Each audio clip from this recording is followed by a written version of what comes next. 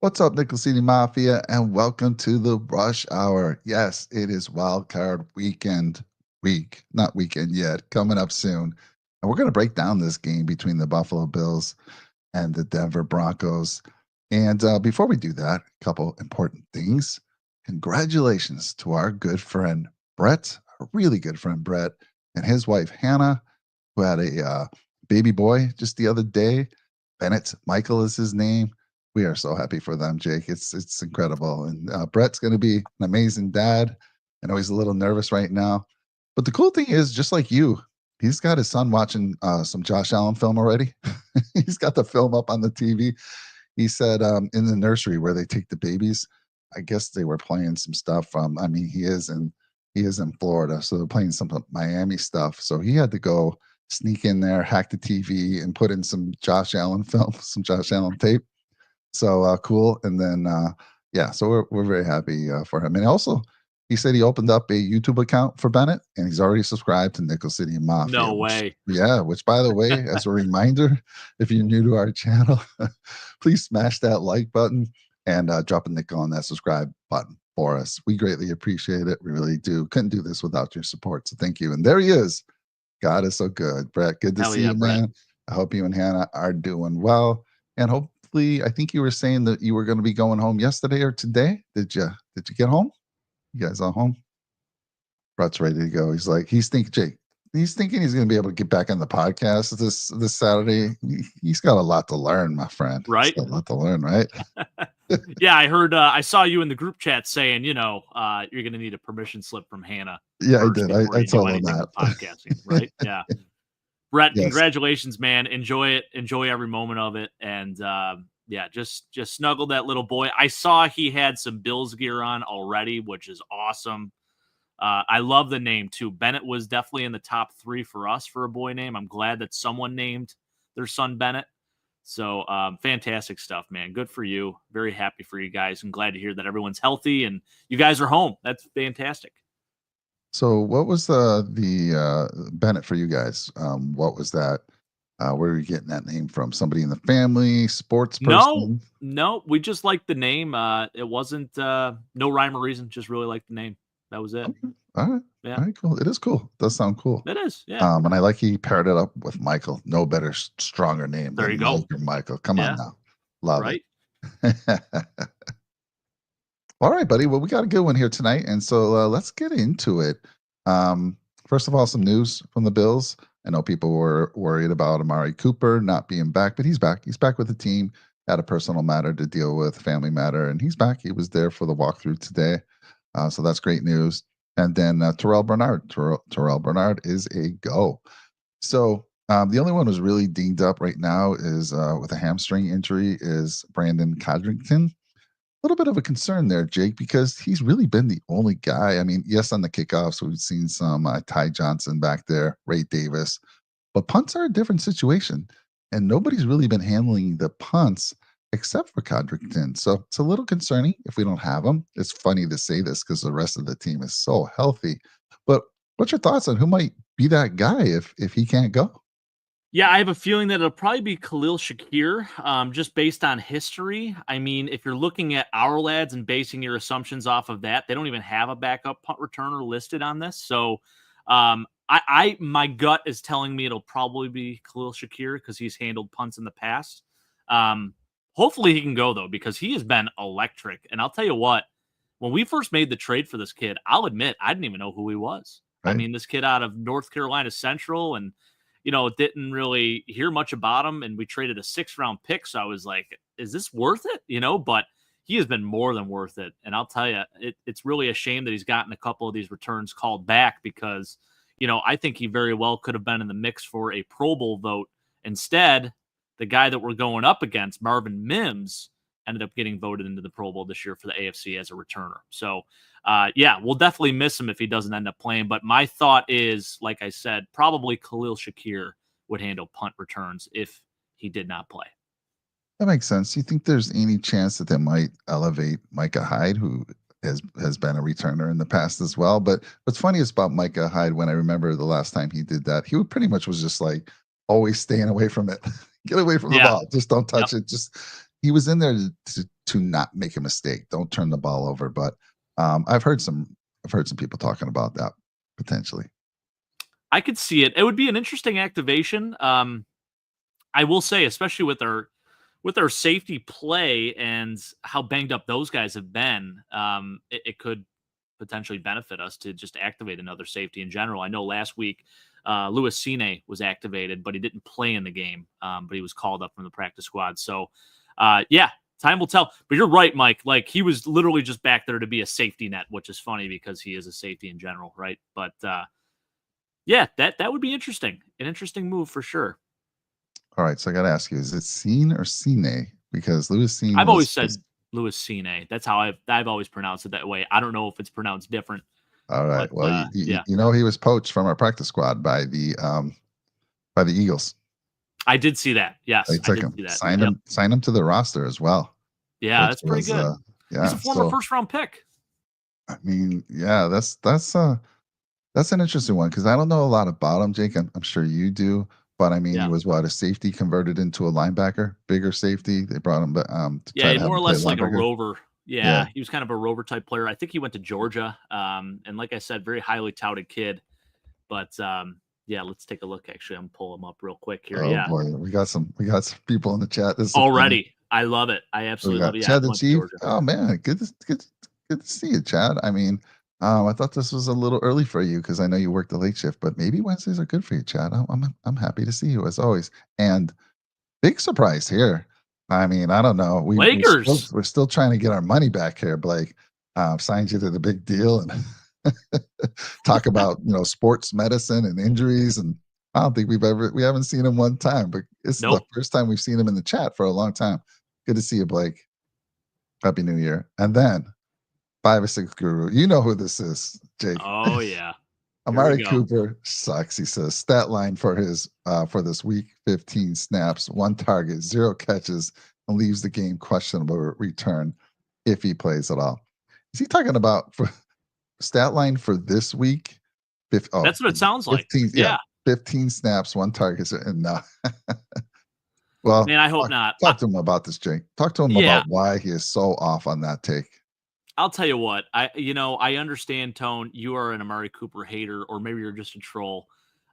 We've been going back and forth a little bit about this in our group text. I think he's done some very good things here in Buffalo.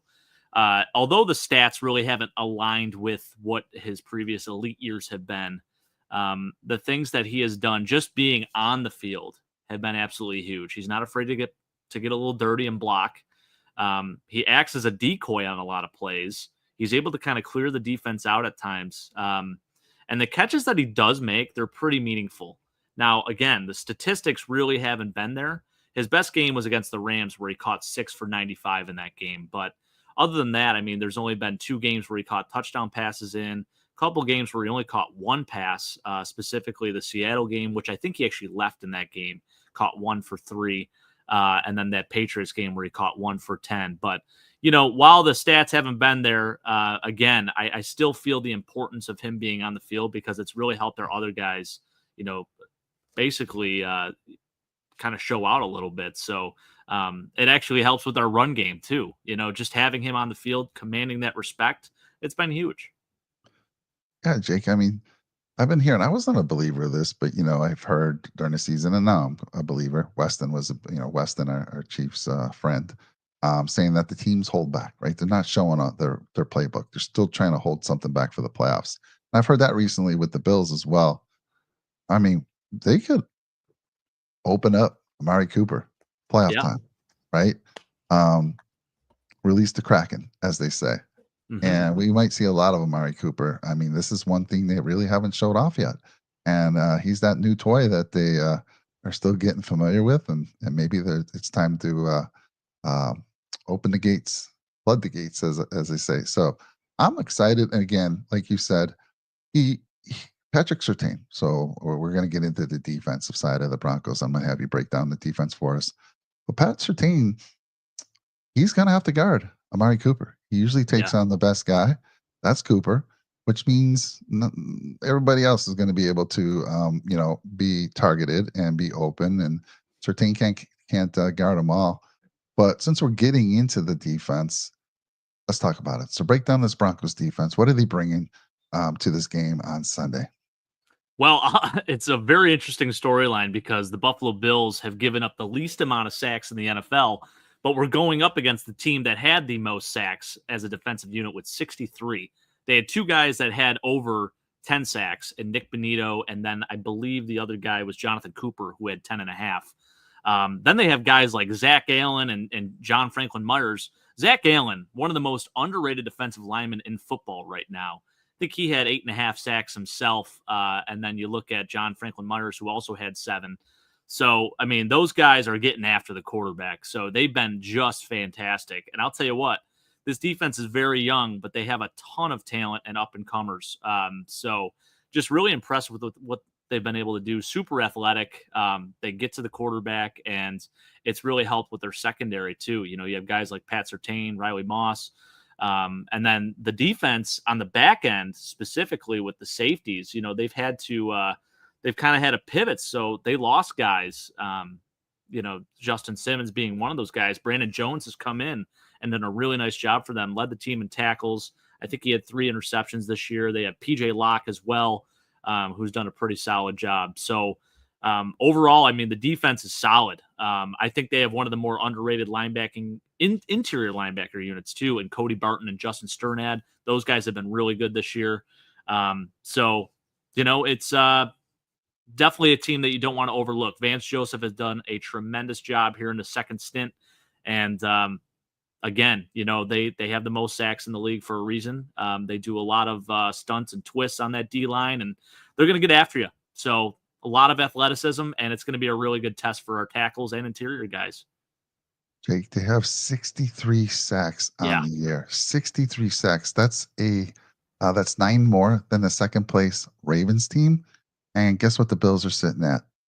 39. A measly 39. The Bills are all the way down 18th on the list. So they rushed 5. They rushed 3 interior linemen, and they rushed their 2 edge rushers. And I don't know if you consider that blitzing or not. It's just their regular scheme. They're rushing 5 Right. and they're getting after it. And that's going to be extremely difficult. Again, the problem is they're going against a great O-line. So we got strength on strength, and that's just going to be fun to watch. And, you know, we've played some good defenses this year. And then you have the wild card, and that's Josh Allen. If you do break down the O-line and you are able to get pressure on Josh Allen, there's nobody better than extending the plays. Maybe Pat Mahomes right there, maybe Lamar Jackson. Those 3 guys can extend the play if that line breaks down. But our line only giving up 14 sacks, Jake. That's amazing. You can credit some of that to Josh Allen, but if Sean was here, he'd say, you know what, those 14 include some of the times where Josh Allen didn't need to run and caused a sack because of it. So 14 were the lowest in the league. Strength on strength. What do you think about that? I'll tell you what, it's great to see PFF finally giving the O-line some respect too. I think they finished 5th on the PFF ranking scale too. So pretty damn impressive. And you know, I always take PFF with a grain of salt. I really go by the eye test, and what the eye test is telling me is that this offensive line is elite. They are a top 3 unit in the NFL. You got a top 5 offensive tackle on the left side with Deion Dawkins, and I'll tell you what, I have been so impressed with the transition that Connor McGovern has made to center. You know, I really was worried about that. I think coming into the season, both myself and Sean, we talked about it. It's like, man, why are you making the switch when we drafted a guy like Cedric Van Pran Granger who could potentially come in and start day one? And, you know, he's been a good depth piece, but really hasn't played unless it was last week where you have these backups coming in. So it's been a really, really great job by Aaron Cromer and the entire offensive line. David Edwards has been very good. Osiris Torrance, again, you know, sadly did not complete his streak of games last week. It would have been 30? I think he had 35 straight games started. Would have been 36.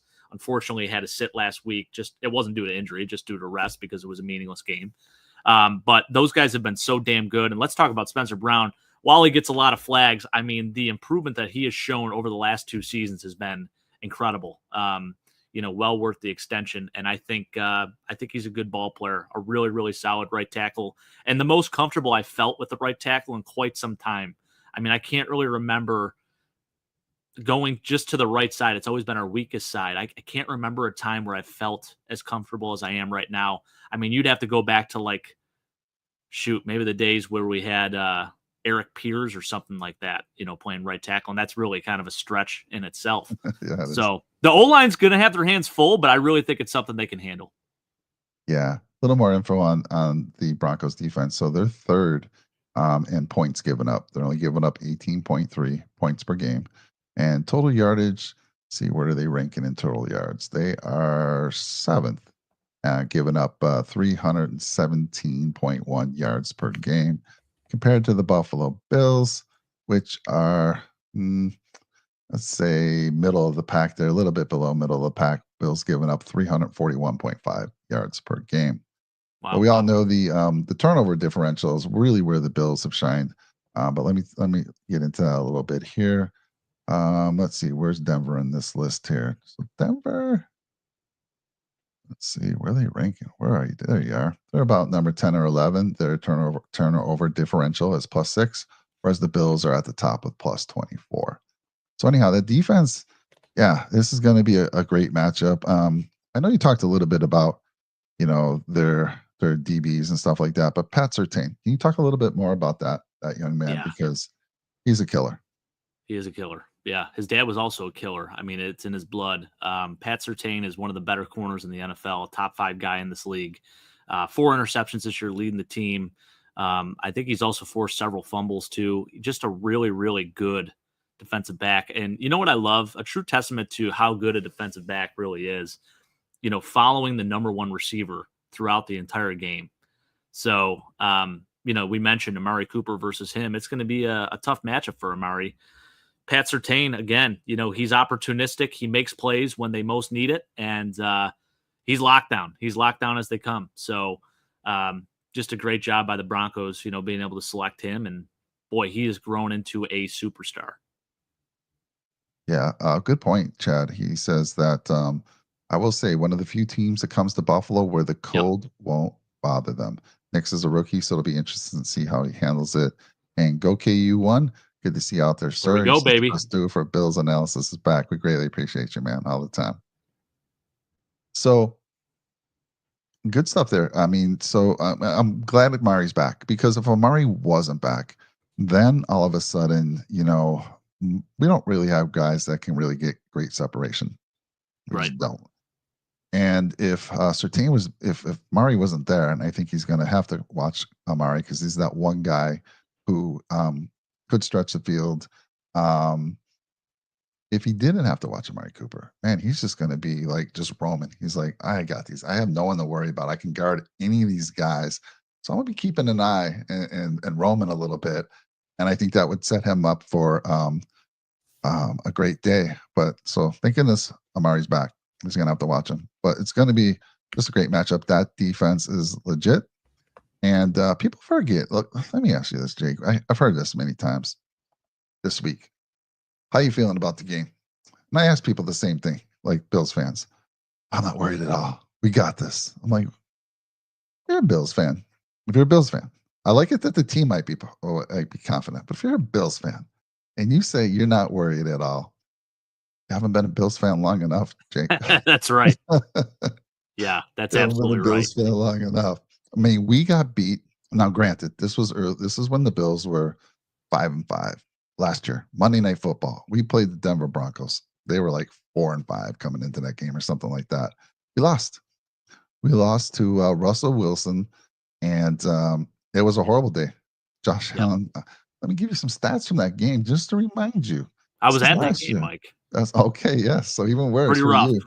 Yeah. Josh only threw for 177 yards, 2 interceptions. His QBR rating was 33, and his quarterback rating was 59.3. Russell Wilson threw for 193, 2 touchdowns. So much better day. Dude, we did nothing that game. They completely shut us down. So I'm just saying, it's a different team, different Bills team, and it's obviously even a better Bronco team. So don't overlook the Broncos. I want to make that clear. I know when I was asked, of the 7 seeds, like there was the potential to have the Bengals, the Dolphins, and the Broncos. I was saying the team that I would least want to see is the Bengals. I changed my mind after, like, I hadn't seen a lot of the Broncos, right? I didn't know much about them. I mean, seen many of their games. I watched a little bit of the Chiefs game to see if they were going to wrap up that 7th seed. But when you dig into it, when you look at what they've been doing this year, it's impressive, man. This is a good team, and of course, Sean Payton, one of the best coaches in the league, offensive minded. So a little scary there, right? Oh, definitely scary. You know what's nice though? I just realized I was just thinking about this. So Sean Payton and Sean McDermott have a lot of familiarity with each other. So back when Sean Payton was the coach of the Saints, Sean McDermott was the defensive coordinator for the Panthers. That was for about 6 seasons worth. So I think that's good in one sense because, there is some familiarity with how he schemes and how they scheme for each other. So, hopefully that gives us a little bit of an upper edge or, hopefully not vice versa. Yeah, I agree. So go KU1. I was trying to We look there and did. see. Was there, what was it? Too many men on the field. It was Oh, absolutely awful. Yeah, it was so bad. I remember just sitting there, just awe-stricken. They missed the one field goal, and it's like, okay, game's over. Nope, too many men on the field. Re-kick, they kick it, game over.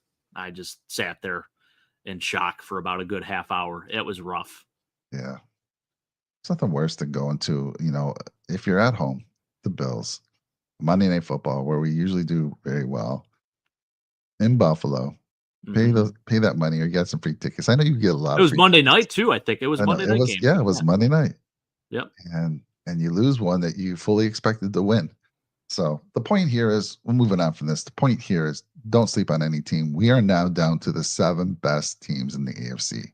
All of these teams are capable on any given Sunday of beating anybody, and all it takes is a team to get hot. I mean, these Broncos have won 5 in a row coming into the playoffs, extremely hot, and that's where you want to be. So don't sleep on them. Defense, again, we've pointed it out, very strong defense. Now let's slide over to the offensive side. Jake, if I was to tell you, and chat, I'm going to ask you this question, or tell me what you think. If I was to tell you that Bo Nix has thrown for more passing yards than Josh Allen, what would you say, Jake? I wouldn't believe it for a Wouldn't second. believe it. Wouldn't believe it, right? Yeah. He has. He has thrown for more Now, yards, one extra game though too, but still, yes, but impressive. still, right, right. Yep, So, yep. More I mean, touchdowns too. yeah, it's absolutely crazy. So let me see here. I had the actual numbers up here. Where they at? Let me see if I He can threw find like that. 29 touchdowns this year, which is absolutely incredible for a rookie. I mean, throwing for more passing touchdowns than Peyton Manning did his rookie year. That is a feat. And Dude, the amount of doubters that there were when Bo Nix was drafted by the Broncos, people thinking it was a stretch. Why didn't they go for Michael Penix Jr. or someone else? Like, I am very, very impressed with Bo Nix and what he's been able to do. He has gotten better and better every week. yeah. They've been on a roll here these past those games that they the last 5 games. I think there was a, I don't know at what point, but at some point during the season, they took a steep uphill where they went from X amount of points per game, and I think they jumped 10 points more per game. It's actually Yeah, it's crazy. I wish I had that, unbelievable. and I Yeah. forget what point of the season that happened, but it did. It just all clicked. Yeah, so he threw for 3,775 yards, whereas Josh Allen threw for 3,731. To your point, if Josh Allen plays this last game, Josh has more yards. But I'm serious. When I saw that, I'm like, are you kidding me? Right. Now, And Jake, his you got to, completion percentage too was yeah, 66. Josh is like 63 point something. So, yeah, very, very impressive. yeah, he was, I think Bo Nix was known for, he had a great completion percentage in college, right? Yeah. Yep, that's right. Yeah. So his completion percentage was 66.3. You nailed it. And Josh is at, what do we got Josh at here? He is at 63. Yeah, you nailed it. But talk about why he was able to throw for so many yards. They got some nice skilled players on that team. They do. Yeah, it all starts with Cortland Sutton, honestly. Another 1,000-yard campaign from him. You got other guys that can stretch the field. Marvin Mims, who makes some really, really impressive acrobatic catches. and honestly is a much better receiver than a lot of people realize. Like, he is a great returner, don't get me wrong, but he's developing into a really nice option in the passing game too. So just really impressed with what he's been able to do. I think he actually was second on he was second on the team in touchdowns. They have a rookie too in Devon Vele, who is really impressed. A guy that was drafted in the 7th round this past year, 235th overall, played for Utah. And he's been a really nice addition too. He's a bigger target too. He's 6'5", 210. So yeah, I mean, the team, they have some weapons. The running game hasn't been what a lot of people thought it would be. Javonte Williams has been sort of a bust. He's rotated in and out a lot with Jaleel McLaughlin and Audric Estime, who has had a solid rookie year as well. So I think that is the one, I guess, perk of this game is, they talk about the Bills. One of the biggest weaknesses is stopping the run. Well, guess what? They didn't have a 1,000-yard rusher on this team. The most rushing yards by a player on this team was by Javonte Williams with 513 yards. So, Yep. Not to overlook it, Javonte is still a good player, but considering where he was maybe 2 years ago and how people felt about him and what his value was, it's definitely diminished a little bit. And he's been splitting a lot of time, like I said, with Jaleel McLaughlin and Audric Estime. And I know Tyler Batty comes in every once in a while, too. I think he's on the injury report. I don't think we'll see a whole lot of him. But I do have to give a shout-out to Michael Burton, who has scored multiple touchdowns this year. He's their fullback, Mike. You know how much I love the fullback position. Former Kansas City Chief, by the way, there, Chad the Chief, and hashtag Cover Kelsey. I'll tell you what, he's done some very nice things in this offense. You know how much Sean Payton loves to utilize the fullback. This goes back to the John Kuhn days in New Orleans. But yes, as you mentioned, Mike, a lot of weapons on this offense and some young weapons, and they are building something special there. Jake, I hate to tell you, but fullbacks are going to be extinct in a few years, man. It's going to happen. Stop it. My son's going to be a fullback. So you're talking about Williams, and yeah, so I was listening to Buffalo Plus on my way into work today. I have a nice little hour drive to work, and I was listening to Buffalo Plus to get some information. They had somebody, one of the beat writers who covers Denver, and they talked about that running back situation. And yeah, it just hasn't been. I think Williams, you talked about, I think he's coming off, was he 2 years removed from some type of injury? Yeah, he had a season-ending injury in 2022, I believe it was. But his rookie year, he was a phenom, you know? Yeah. But he just hasn't been the same. And like you said, that's where, if we're playing against a team like Ravens with Henry, you're all worried about how we're going to shut him down. We haven't been able to shut anyone down on the ground. So I think, that puts me at ease a little bit. That is our weaker point, but our stronger piece is against so again, they got great skilled players. But we have some pretty good coverage guys ourselves with Christian Benford, who I think was just named All-Pro second team. Did I hear that? Yes, he was. So that was the PFF vote. I don't think it's been the official vote. It's not the official? That hasn't come out yet. Not from, I feel from like, my understanding. When did I hear that was coming out? It was coming out sometime soon. That was I think it was a player vote about the All-Pros or a PFF vote, something like that. Well, dang, somebody giving me. I thought that was the actual All-Pro. Now, Rasul Douglas, who is healthy again. So, again, it'll be interesting because the Bills don't play they're not going to say, all right, Benford, you're our best corner. You're going to cover Sutton. I don't think the Bills do that, right? They stay on their sides. One guy covers the right, left, unless I'm wrong, Jake. Do you see them changing that at all? I don't think so. No, I think they'll probably stay on their sides of the field, respectively. Okay. Yeah. So, probably Sutton's going to try to, he'll probably try both sides. He'll probably try against Douglas, see how he's getting doing there, and then maybe rotate over to Benford. But Benford's been elite, so if they're smart, they're going to stay away from that. And Mims, who mentioned, so Vele and Sutton, they're both 6'4", big guys, which I big love. Guys. Yeah. And they, I know Sutton has really good speed as well.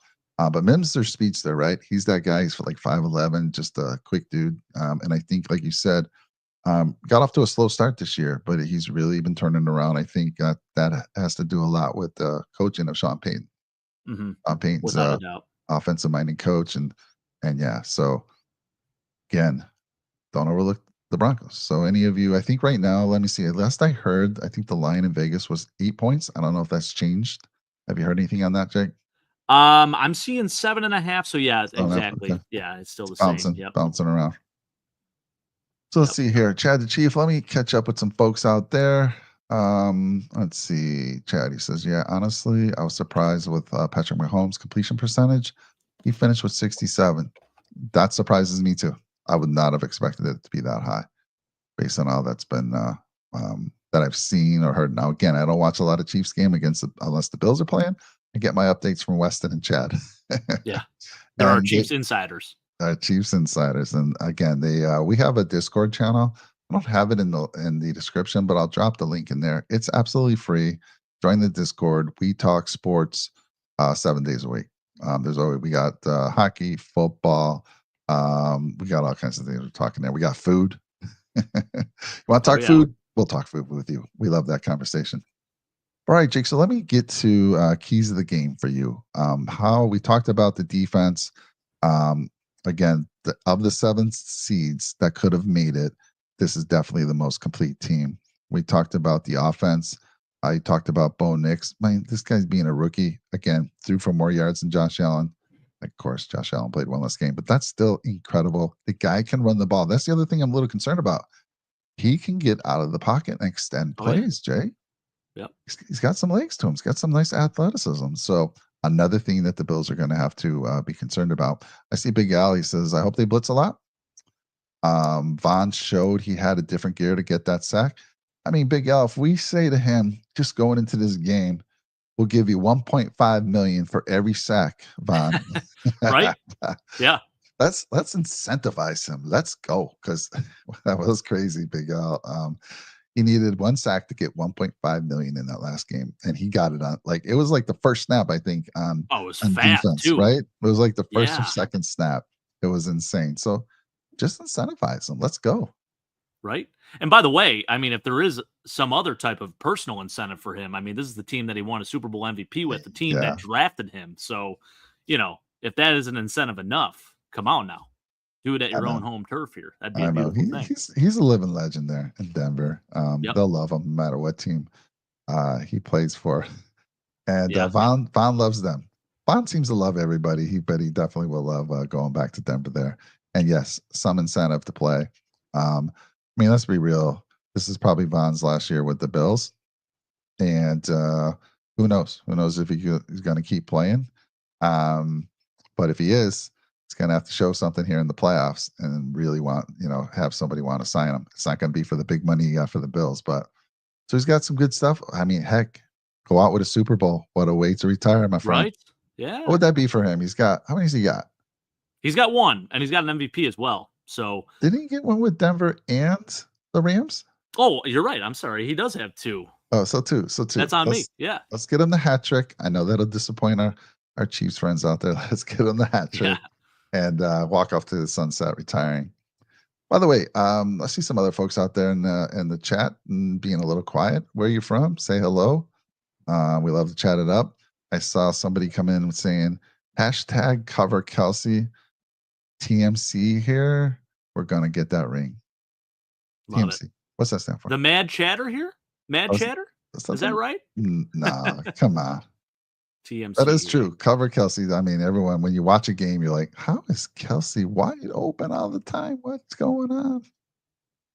My Yep. dad's out there. Good to see you, Dad. Thanks for joining us. Thanks for saying hello.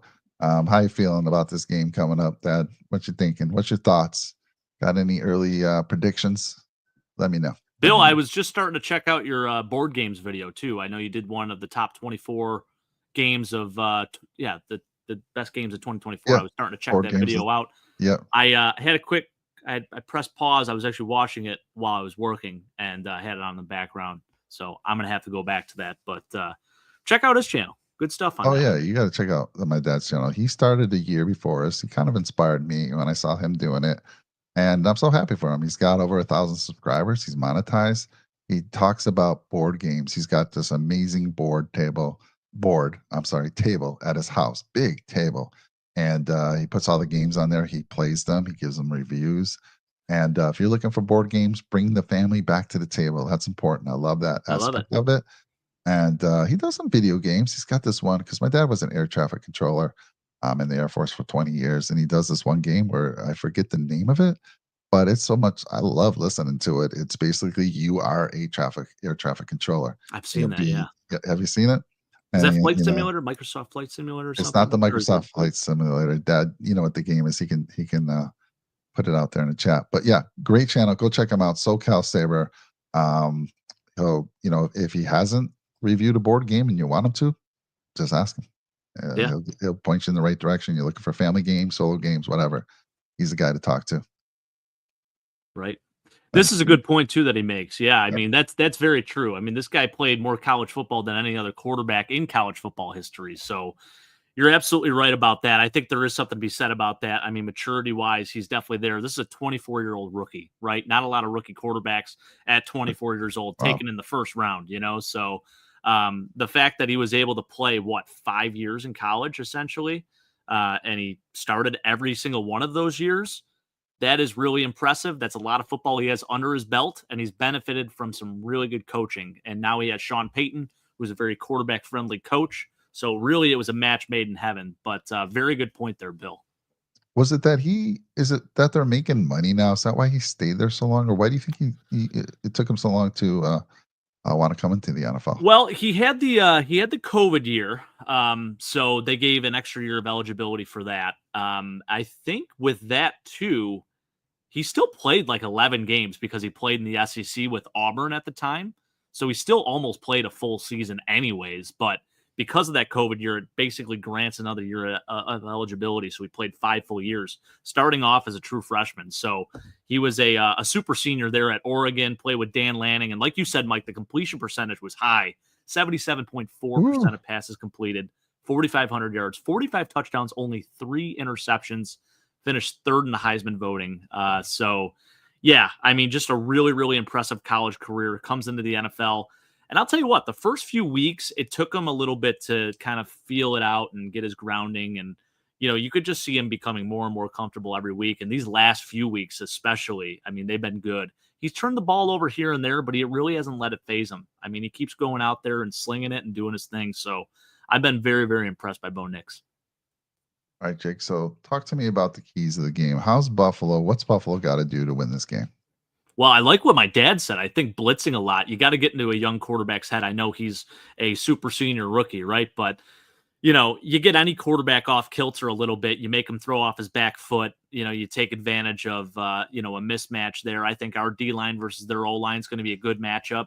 This is no respect to their offensive line, but I feel like we can win that. And you send some of these, middle gap blitzes or, safety or corner blitzes even. I'd like to see some of that. I think it could definitely alter the game, create some turnovers, and cause for deflected passes, tip passes, this, that, and others. So I think that's certainly a big key is getting into Bo Nix's head. Another thing too, just continue to run the football extremely well. If you're gonna play like you're threatened by their pass rush, you may as well run the football a little bit, right? So I think that can actually slow down the pass rush a little bit, and then we can take it to them by throwing the football and have better protection because maybe they won't, rush as many and be a little more conservative. So I think running the football effectively, I think if I'm a betting man, I'm going to put first touchdown bet on James Cook scoring the first touchdown. I'm just saying, Mike. Oh, yeah. Yeah, that's kind of my key with that. Let JA-17 do his thing, and everything else will fall. What I meant to talk to you about earlier in the show when I was talking about some of the Bills news, Jake, this is the healthiest I can remember a Buffalo Bills team being going into the playoffs. Yeah. Every starter is available and playing. They may not be 100%, but they're all there. Every one of them. Last year in the playoffs, we were without Bernard, I think, against the Chiefs. We didn't have Milano whatsoever. I think we were without Russell Douglas or Benford for at least one of the playoff games. I mean, we were banged up, and dude, everybody is there. That's so key to me. And the depth. I mean, we saw some of our second stringers, third stringers, in that last game, and dude, didn't give up any sacks. I know it, right? Yeah. I mean, Yeah. come on now. So the depth is there, the depth pieces, which is great. We got the rest. Not only are we healthy, but we got the rest, some of the key guys in the last game. So that's huge going into this game against a good offense with good weapons that you have everybody. And I was a little worried. I thought about this. So last game we had our starting safeties in, and there were a few plays that Joe Milton was like on fire to start the Yeah, game, he was. and he was Yeah. rolling. He's a little Josh Allen esque, and he had a couple plays that beat our safeties, and I'm like, oh, this is worrisome. But then I thought about it, and if you think about it, like those two safeties, they hadn't played in a while, so they're getting work, and they're playing with a bunch of other backups. And if you're going to be successful, you've played with your starting guys all year. I mean, you know what those starting guys, you can trust them.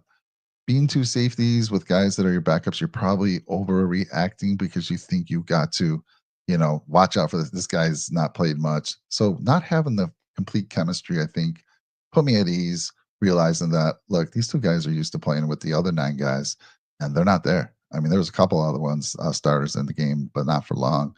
So that kind of uh, put me at ease a little bit. So I think going into this game, the fact that we're healthy, I love what you're saying. I think the defense, be- and not having to worry about a run game. Look, they're going to run the ball. Don't get me wrong. They'll probably run the ball, and we're like, damn it, they're not supposed to have a good run game, Yeah, right. right? It's going to happen. Damn it. Why do we make everyone look like they have a top 5 run game? It's going to Yeah. happen. It's going to be some runs, but they're not an elite run team. So I love that on the defensive side for us. And on the offense, just going to be what it's been. But I love this is going to be. I think. Can you think of any? I mean, 63 sacks, Jake. Have we faced anybody else this year with that front, that type of front? Anyone you can think of? Look, we've handled most defensive fronts, but this team's different. This Bronco team. They are different. I mean, you go back to like the Ravens game. What did they have? 54 sacks. They were second in the league Yeah, in they were sacks. second. So there you go. Yeah. So they have a pretty good, they have a pretty good front. I mean, the Jets have a really good front too. They just didn't seem to capitalize on that too much, obviously. The Texans, they have a pretty good front as well.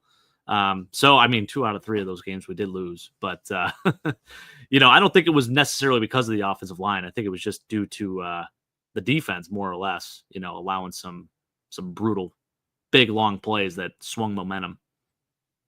Yeah. So go KU coming in with his prediction saying Bills 31, Denver 27.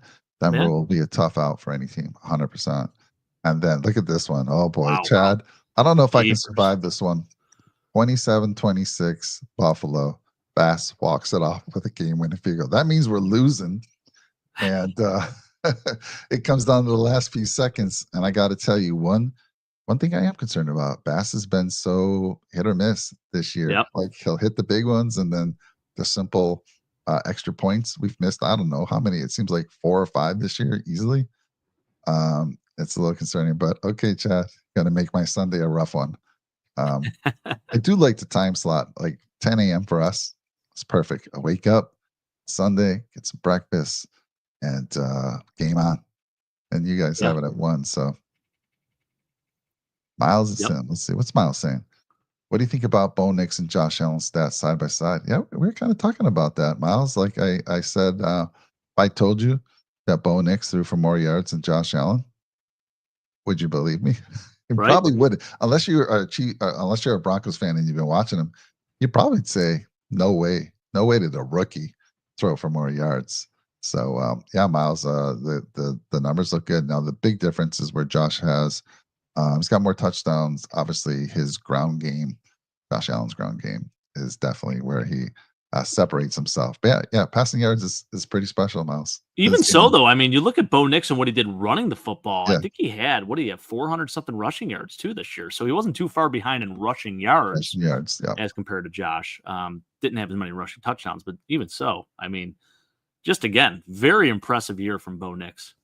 How many interceptions did he have? I have his numbers up here. Let me give you some of them. Actually, Have it 12, right only here. 12. So 29-12. So it's not bad. Yeah, so 29 his touchdowns, interception 12. percentage was 2.1, whereas Josh Allen's was 1.2. Josh, like what I am proud about, here's something. We should give ourselves a pat on the back. We both said at the beginning of the year, Josh Allen would have his lowest interception percentage, and he did. He smoked Look it, at that. 1.2.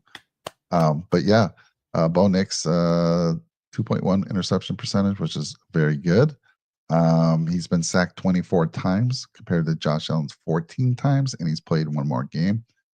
And he can, like we said earlier in the show, he can get away. He can extend the play. So it's not like a Joe Burrow sitting there in the pocket.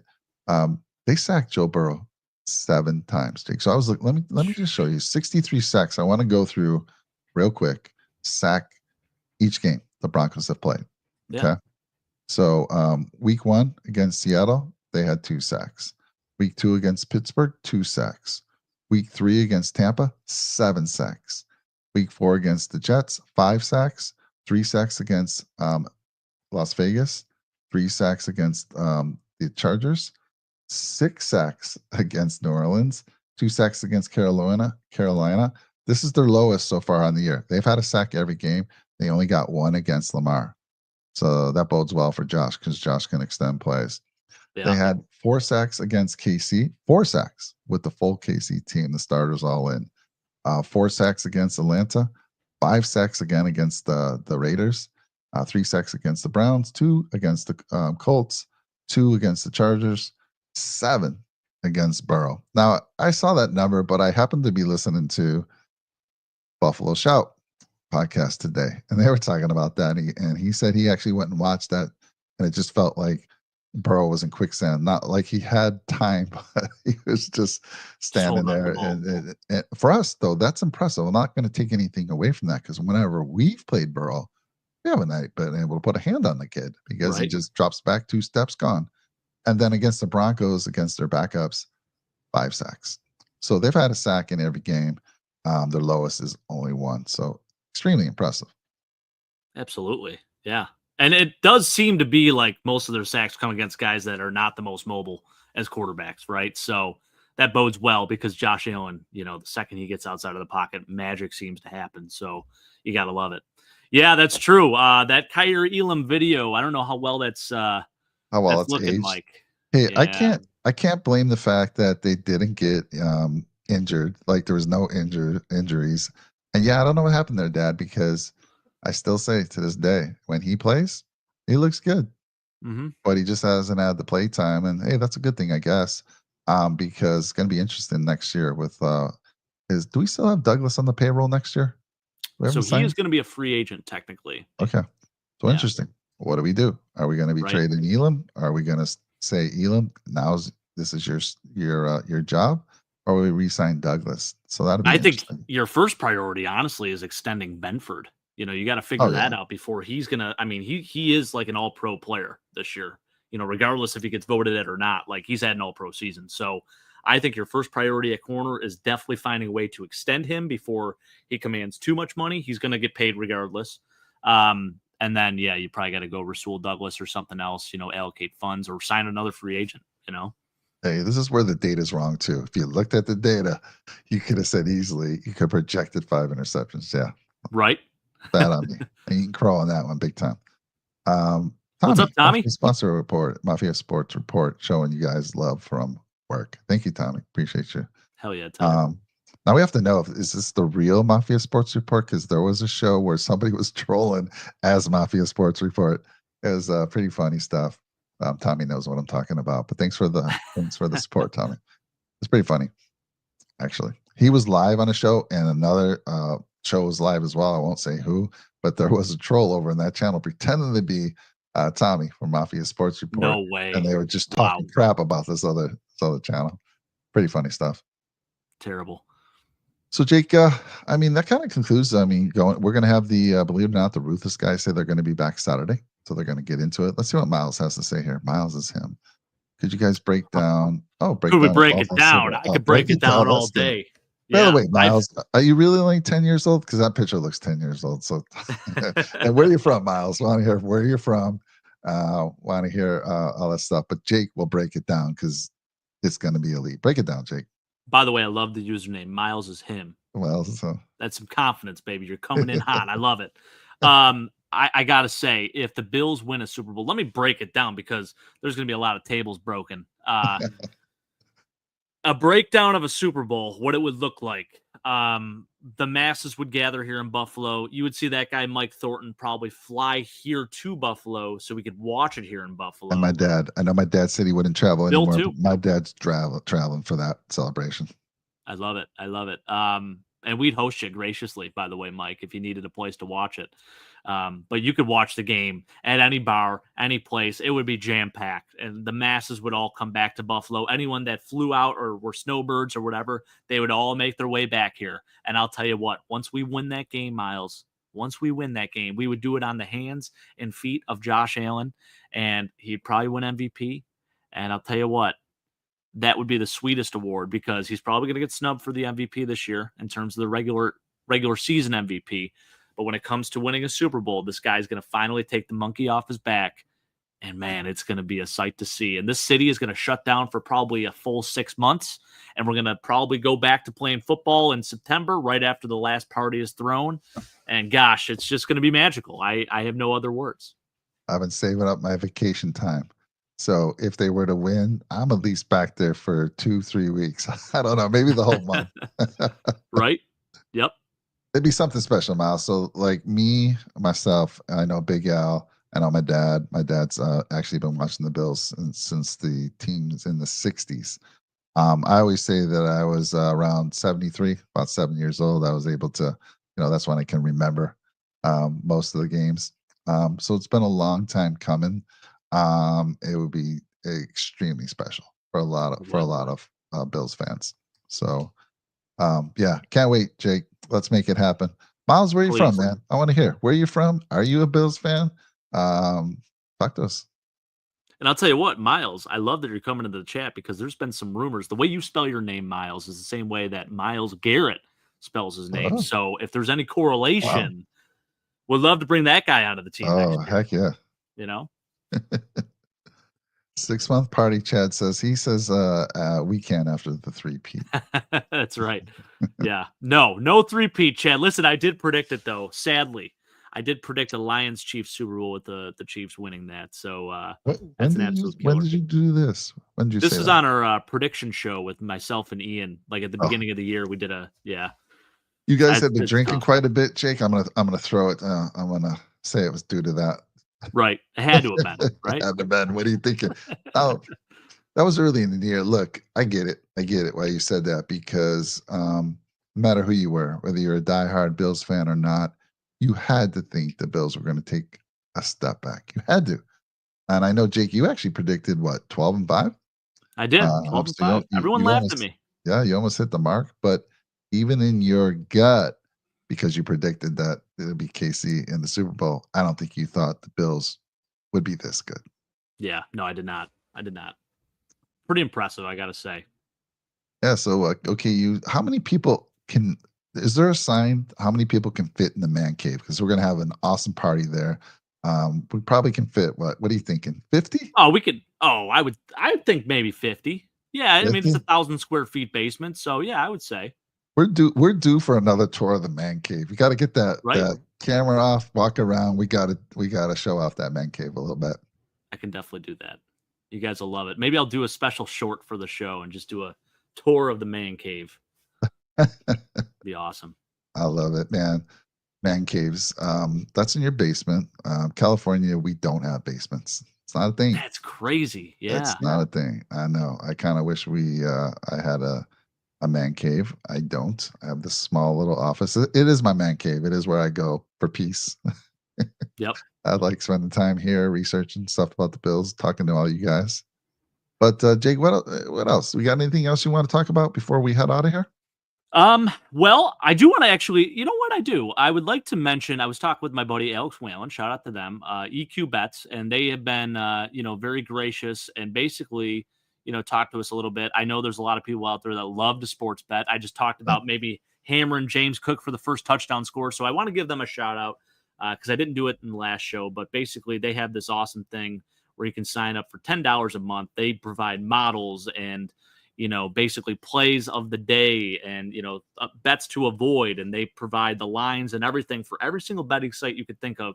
They have their own Discord channel. Shout out to Sean Otto. He does all the background stuff, does all the programming and everything. He's amazing with what he does. But EQ Bets is the name of the channel. with us. It's been a nice little partnership that we're starting to embrace a little bit, and I know that they're going to try to link our betting Discord with their Discord so they can start putting plays of the day in there. So sports betting has been huge now, especially this day and age. Every time there's a game on, there's bets, and they do it for every single sport: NFL, NBA, college basketball. I think they even did horse racing. So there's just so many avenues you can go with it. But did want to give EQ Bets a shout out. And again, like I said, your first week is free, and after that, I think it's $10 a month to sign up. And they have hit on, I think it's well over 70% of the bets that they put out there. So pretty good odds that you'll win if you follow their models. Awesome. Love it. Yeah. Again, we're early in the phases getting that. We'll get more information as we get it. And our Discord, like I said earlier, our Discord's free. Absolutely free. I'll drop a link in our description.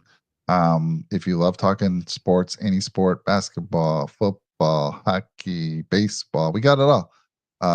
Join it. Just click the link, get on your Discord, and your Discord app works on your phone, works on your computer, and join us. We talk sports 7 days a week, and that community, growing that community, very friendly, just a great group of people in there. So, Mike, I got some trivia for you. Do you remember the last time the yes. Buffalo Bills played the Denver Broncos in the postseason? Okay. So in the postseason, I want to say what I can remember was the final Super Bowl run. We beat them. It was a close game. We went back to it. So that would have been 90, 91, 92, 93 is what I want to say. Now, maybe there was something after, but that's the one I can remember. That was for our 4th Super Bowl appearance, and that was a close game. John Elway was in that game. 10-7 was the final score of that game, and I believe it was actually it was the 92 season. So it was played in 93. The game was actually in 93. And Daryl Talley, if I remember correctly, if my mind isn't failing me, I think he had a big strip, not a sack. I think Elway was running and fumbled the ball. Bills recovered. Game over. You know what? I actually just pulled up you're going to love this, an old Sports Illustrated cover with Thurman Thomas on the front. It says Super Bills. And actually, it was 1992. Okay. And yes, 10-7. And let's see. So Carl Mecklenburg was in that game. Cornelius Bennett.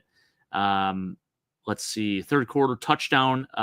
Cornerback Kirby Jackson recovered a fumble he forced with 1 minute and 28 seconds left. Okay, that was it. So I thought it was Talley, but I was wrong. But at least I remember there was a big play made. And yes. Okay, so my mind hasn't failed me too much. And Chad, that's pretty good. The Chief. Thank you so much. Thank you so much. Joining us while he's working. Really appreciate that, Chad. And I just hope we continue on the path of meeting one another in that championship game, and we can get you and Weston on to talk about your Chiefs and the Bills. So thanks again, Chad. We really appreciate you.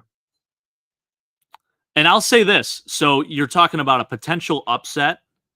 Now, Ravens fans, cover your ears. We have some Ravens friends that are on this channel. I think the Steelers can do it. I mean, they did it in the regular season this year where they have made Lamar a little flustered. They have a really good defense. They're a boring as hell team to watch. They are. If you want to watch like an offensive powerhouse, do not watch the Pittsburgh Steelers, okay? But if you want to watch a fundamental team that's going to grind it out and make the other team grind it out just as much and might win on a game-winning field goal, that's the Pittsburgh Steelers. I think there is a real chance that they can beat the Baltimore Ravens. So that would be my upset prediction of the week. What about you, Mike? What do you think?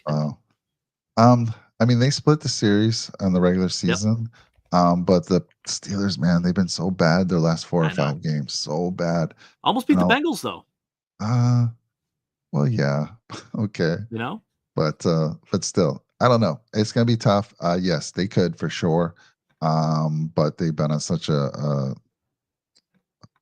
downslide that, if that's even a word, on the downside of things, and it's just not been looking good. So I don't know. I think it's going to take a perfect game. It's going to take TJ. Now, TJ Watt, I think, is he healthy? Because that's the question. Because I remember the last game, he wasn't in towards the end of the game. So I don't know if that means he was injured in that game. He's healthy. He's going to have the game of his career. and he's going to have the rest of that defense show up to kind of keep them in the game. Russ has been looking pretty bad lately. I don't know what Yeah. the deal is. Yeah, and I'll tell you what, it was just a really bad mistake he made against the Bengals, just running and, getting down inbounds and essentially blowing a timeout with 15 seconds left. Then he got 4th and 11 or whatever. And, it was a good throw by him. But Russ can still cook sometimes. I will say there's some throws in that game where it's like, all right, Russ is still there. He still got it. So I think this game is going to be just one of those classic, like black and blue AFC North matchups. So it's going to be interesting, but that would be that would be my upset prediction. But I like what GoKU was saying. He says he's got Philly, Minnesota, Tampa, Bills, Ravens, Chargers winning. I think I agree with you. Those are my predictions as well for this week. I had a question. We're talking about Russell Wilson right now. Why did he and Peyton not get along? Why did Peyton just not seem to like Russell Wilson? Do you remember why that was? Any insight on that? I have a feeling it was just like the aura, coming into Denver. So that first year with Nate Hackett was an absolute travesty. It was a disaster. There were rumors about Russ. He got all this money, and then some rumors started to come out from his time in Seattle where he would, shower in a different shower than his teammates, and he'd work out on the side. He had his own like regimen, and he wouldn't allow certain players to even like interact with him. And then he kind of brought that same mentality to Denver. And then, there's all these commercials with the Danger Witch and all that. And I feel like Sean Payton is just not that type of guy. He does not like that high profile BS. And really, he said, hey, you're going to do it my way or the highway.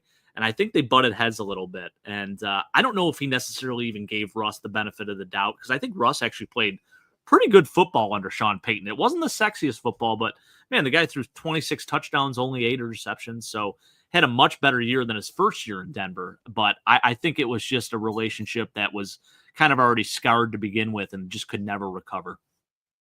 Yeah, I don't know why I have this bad image of Sean Payton in my mind. Like he's just a jerk. But I know that's not the case because he and Drew Brees were able to get along and they had success, won a Super Bowl. I don't know why that is. I just feel like what we see in the public sometimes he comes off as that. But I'm sure I've heard that the players love him and things like that. I'm sorry, Chad. I didn't realize that you had the question here, and that's why Jake was asking me who that AFC upside might be. And if I'm looking at things, of course, I can never say Denver over Buffalo. We got the Chargers at Houston. It's not much of an upset, but because Houston's at home, I'm taking the Chargers because I do believe the Chargers are another hot team coming into the playoffs. Mm-hmm. And I love what they've been doing there. They got J.K. Dobbins back late in the year, which was their missing piece. He was killing it. He went out right around fantasy football championship time, and I lost my fantasy football championship because of that. I'm a little mad at J.K., but he's back. And I'm going to say the Chargers. And then, let's see. Yeah, we'll talk about upsets if whoever gets through this round. But that's my upset. It's not much of an upset, but and I if I want to had to pick another one, it would be what Jake said, and that would be Pittsburgh. I'll tell you what, shout out to the AFC West, by the way. 3 teams in the playoffs this year, Mike. I don't think anyone gave the Broncos a shot in hell of getting to the playoffs. No. Here they are. They finished 10-7, and they were like, their offense, again, I mean, they produced pretty well. They were like 10th in the league in points, and then their defense was really good too. I mean, 2nd in the league for their defense. So just a really like over performance by the Denver Broncos this year. But again, the AFC West in general, 3 teams in. The Chiefs at freaking 16 or 15-2, and then you got the Chargers who finished. What did they finish? What was it? 11-6. 11-6. Yeah. So pretty darn good. Yeah. Didn't expect that. Yeah. Then you had, what is it? Was it the NFC North that had the 3 teams? Or crazy. Yeah. NFC North. And those, I mean, their records are insane. And you're like, most of the time, though, that's winning the division. So, right. Yeah. Crazy stuff going on there. Yeah. But so it's exciting. It's going to be fun. Man, but if again, I want to go back to the earlier thing I said. If you're a Bills fan and if you tell me, I'm not worried, Mike, I'm not nervous at all, I'm going to tell you, well, then you haven't been a Bills fan long enough. And if you have been a Bills fan a long time, what the hell you drinking, what you smoking, and send some my way. Right. Because we all get nervous. We all get nervous on game day. I mean, I don't shoot, if care you remember what you last year, say. I was at the wild card game last year against the Steelers. It was at home, and it had been rescheduled because of the big snowstorm that hit. But in that game, the Steelers, I mean, same seeds, right? 2 and 7 seed. Steelers came in with Mason Rudolph, the Yeah. backup quarterback. And I'll tell you what, they gave us a run for our money. The final score was 31-17, but it was an awful lot closer than what the score indicated. Yeah, I mean, remember back to when Philip Rivers, when he's with the Yep. Colts, right? They come in that wild card weekend, and dude, almost beat us. That I was know it. scary. So How about anything the can happen. Dolphins with Skylar Thompson, Oh too? I yes, mean, yeah. I mean, that was a yeah, close game. They had the ball. They had the ball last with a chance to go score and take the right. lead. And fortunately, we made the stop on them. So these teams are good. Every one of these games are going to be extremely fun to watch. And I don't expect really any blowouts. And I think it's just going to be, 4 games for us. You got to win. Chiefs get the Chiefs in Detroit. They have to win 3. It's going to be Yep. 3 very hard games. The talent I level agree. in the playoffs is extremely good this year. It always is, but this year more than ever. If you I've were heard the to, narrative. yeah, I've heard the narrative too. Sorry to cut you off, but yeah, I've heard this narrative that these announcers and other commentators have said that the Bills are overlooking teams. I don't think that's the case at all. I feel like this year there has been so much more less of that than previous years. I mean, you go back to like that Jags game where we lost 9-6, where we're 15-point favorites, but we totaled 15 points between those both teams. Like, those are the days, those are the years where I'm like, okay, this team slacked off a little bit. I felt like this year in particular, there wasn't really a moment that you could say that was the case. I mean, you even go to that Rams game, it's like that was a 3-point game. Our offense produced. Josh Allen had 6 total touchdowns that game. You can't do much better than that. Sure, the defense was, scored on nonstop, but like we had a chance to win that game too. So I just didn't see it this year from this team. I think they really are taking it week by week. So that part of it, at least that part, does not worry me whatsoever. yeah. I agree on that. If anything, it's some of the fans. That's what I'm saying. I've Yeah, heard some fans saying, "I'm not worried at all. We got right. this. We're going to Yeah, destroy them." No, have you looked at the Broncos? Have you seen how their team? They're almost a complete 7th seed team you'll face. absolutely. Um, so anyhow, good stuff there. Yeah, Chad's like, send that my way too. You're like, yeah, if I find out what they're taking there, I'll Chad, what do you send it think your way. about this? We were talking a little bit about this in the Discord. So rumors are that Steve Spagnuolo is going to be interviewing for the Jets Ooh, and the Raiders jobs. Interesting. Not sure if I'm loving that as a Chiefs fan. And honestly, I think Steve Spagnuolo is on crack if he does go to either of those teams. I hate to say it. That's right. Yeah, no touchy, right, Chad? right. Oh, that's funny. I've been saying since the beginning of the year, will someone please hire this guy and Right? get him out of KC? Please. Now, it Yeah, would be his second stint. I don't think his first stint as a coach went too well, right? that's It right. would be his second time. And, you know, he may be at that point in his life where he's like, I love what I'm doing. This team's, I'm going to keep riding this team until, I can retire and go off into the sunset. But we should talk about this. Joe Brady. It's been getting a Mm. lot of interest.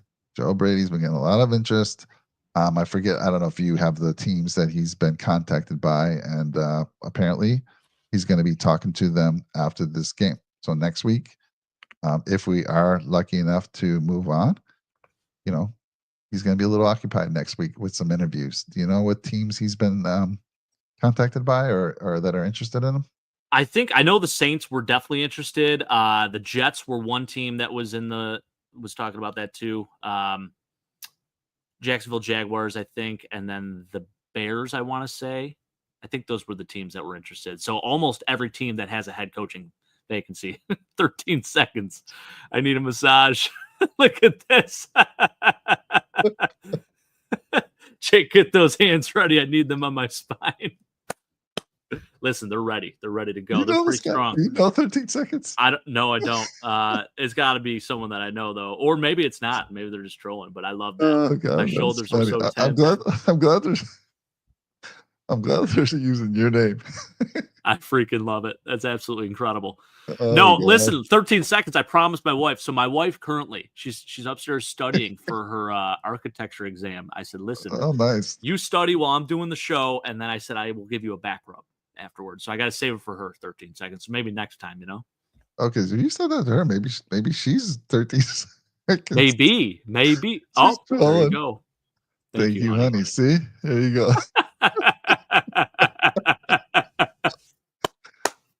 Oh, I need to find out who this is. This is absolutely incredible. By the way, the Fumble Rooski Andy Reid picture there is just incredible. Love that. Oh, that is too good. Oh my goodness. Thank you, 13 seconds. That was great. Need more of that. We need more of that. I'm like, you know this guy. I'm like, you know what 13? I have to. You have to. Yeah. Right? Because he's specifically coming after you. Get those hands ready. I'm gonna go wash them and maybe put some cream on them or something. I love it. So let me Hilarious. ask you, what's the so we talked about Joe Brady. We started getting into that before 13 seconds threw us off. So Joe Brady has been there's been teams that contacted to talk to him. At least three, I think. At least three. Oh yeah. Did you start to say which ones you know of? Which ones are you aware Yeah, of? so and I got it right here. So it's the Okay. Jets, Saints, Jags, and Bears. So 4 teams. And Yeah. apparently I heard there's some relationship that he has or with Caleb Williams, Mhm. right, from the Bears. Of the 4 teams, if it was you, Jake, and again, he's very young. First of all, he's very young, and if you are going to take this job on as a head coach, I would think you want to be setting yourself up for success. I don't know if those 4 teams are it. I know the Saints have just a terrible cap issue that they got to deal with. The Bears have talent. I mean, you got Rome Dunzi and you got Caleb Williams, and I don't know how many more years Keenan Allen's with them. I don't know what they signed him for. They've got some good talent there. Of the 4, it seems like if I was gonna pick one, it might be that. But again, you don't get many opportunities in the coaching arena. There are some coaches that were able to, they've been around on a few teams, but usually those are guys that had some success as coaching their first time around and then they're brought back later. But what's your thoughts on any of these teams? And you think Joe Brady wants to take that on at this point in his career? I don't know. Sometimes, the grass isn't always greener and you find yourself taking a head coaching job too early in your career and then it goes south and then you don't seem to pick up another job for quite some time. So right now he's got it made. He's got Josh Allen as MVP, right? Comedian Mo Brown. Josh Allen as Yes. MVP as his quarterback. He's got, just an incredible, I guess, camaraderie with these guys too. So I think truly right now it's a match made in heaven with him here in Buffalo. You saw Brian Dable leave and go to the Giants, and that's an absolute train wreck. Luckily, they are actually retaining both him and Joe Shane. So that came out.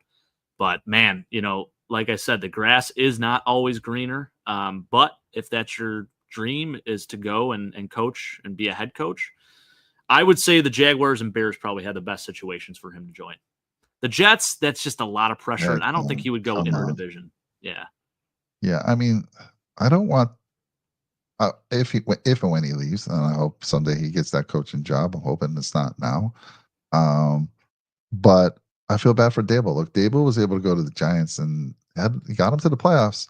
But dude, he might be on his way out the door. Now I know they're bringing him back for next year, but I've heard rumors that if it gets off to another horrible start, he might be gone mid-season.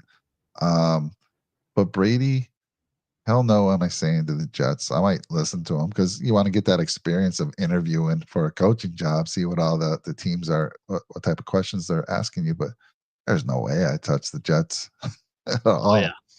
Yeah, not at all. Again, of those, you said it was the Bears, the Jets. Let's cross off the Jets. I think you said New Orleans. Let's cross off New Orleans because that's a bad situation as well there. What was the other team? Oh, you said let's see, Jaguars. Jaguars. Yeah. I mean, yeah. Hey, be going around some familiar faces. Gabe Davis. Mitch Morris. I don't know if Mitch Morris is going to be back, but Mitch Morris. I don't know what the situation was with him. Quarterback situation. I don't know what's going on with their quarterback. Did he get hurt? Is that why he missed the? What kind of injury was it? Yeah, I forget what the injury was, but I know that he's done for the rest of the year. Shout out to Trevor Lawrence. I think he just had a baby actually too. Okay. So shout out to him. He's one of the good guys in the NFL. It's weird because his first year with Doug Peterson, it was pretty good. They go 9-8, they make a run in the playoffs, they beat the Chargers in the playoffs and come back from, however many points, 27 points or something like that. So it's been a really rocky road for him since then. I don't know what happened, but yeah, I mean, you look at what he did in 2023, goes 500 this year, 2-8 as the starter, and he's gotten worse and worse each year statistically too. So I think there's still something there with T-Law, but man, you're going to need the right coach to do so. And I think Joe Brady would be a nice fit with Trevor Lawrence, to be honest with you. Yeah. So again, I don't, and what I don't know, I guess I should research this at some point. Monetary wise, is it a huge jump to head coach? What a head coach is getting these days versus some of the top OCs and defensive coordinators. You know that at all? I think it's probably a couple million at least. Couple million. My thought, yeah, All right. Well, as yeah. far as what I think, here's my honest thought on Joe Brady. I don't think he's ready yet. I think I don't know. He's pretty young. And I know there are young coaches out there now. I think will want to maybe, he's got Josh Allen. He's in no better situation to be in this situation. It's hard for any offensive coordinator. Let him have some success. He's got about a year and a half now of success. I think maybe one more year. Yep. He'll go through these interview situations. I don't think any of them are great. I think for me, the best one is the Bears if he was going to take one. But again, even their ownership, um, they haven't been able to do much there either for years. And I have some good friends that are Bears fans, and they're not very big fans of the GM, the ownership there at all. So I don't think he takes it. I don't think he takes it, even if he I'm is. still I'm sorry. I'm still laughing at the 13 13 seconds I'm seconds. seeing it in Oh, the I know. chat there. Oh man. No, I agree. I don't think he does either. I think right now he's in such a good situation here in Buffalo, and maybe that's just my heart trying to tell me like, no, there's no way he leaves Buffalo, right? But yeah, yeah, Spags makes $5 million a year. Now Spags has been around a long damn. time, so he earns that. Um, what's the guy in Cincinnati who just got fired? Their defensive coordinator, Lou Anarumu, Yeah, I yeah. always have a hard time saying his name. Dude, just a couple years ago, and I still think he's one of the best defensive coordinators. I don't know what went wrong this year, but he's going to be scooped up by somebody. Oh yeah, he will be. Yeah, there's no doubt. He might be a head coach. I think there's a chance that he does. It could be. It is tough after being fired as the DC to Yes. go to a head coach. That might not happen, but he'll probably get picked up somewhere as a DC.